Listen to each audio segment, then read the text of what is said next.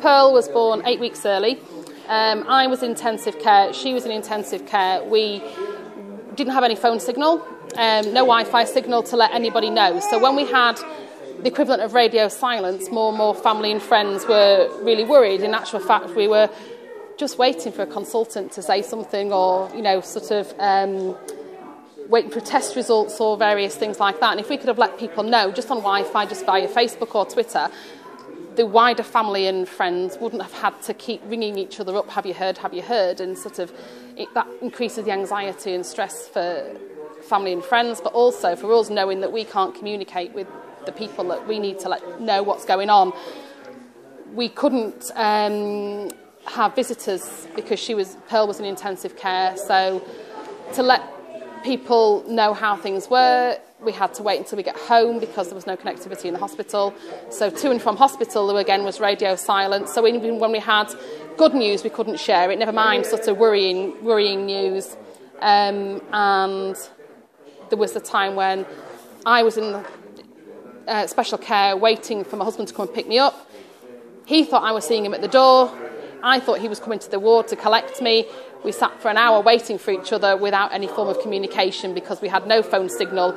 If we'd have even had Wi-Fi, if I'd have had Wi-Fi and he'd have managed to get some 3G, we could have actually just sent a quick Facebook message or Twitter or something to say, I'm outside or I'm inside.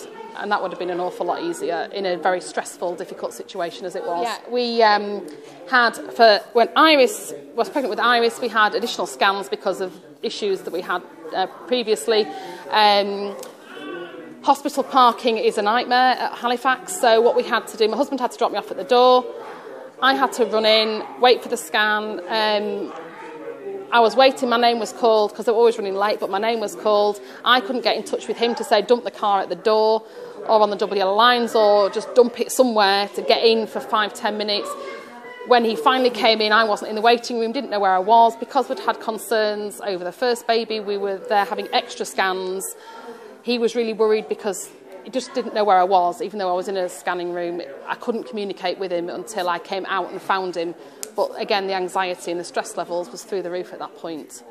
I was in hospital quite a number of times when I was pregnant with Iris for various complications, and I was going, for somebody who uses social media and Wi-Fi and just being connected to the world, basically, being in hospital with a broken television is really very isolating, and only having visitors at visiting times, which is an hour or two in the afternoon and then an hour or two in the evening, which we couldn't have because my husband needed to stay at home with the toddler.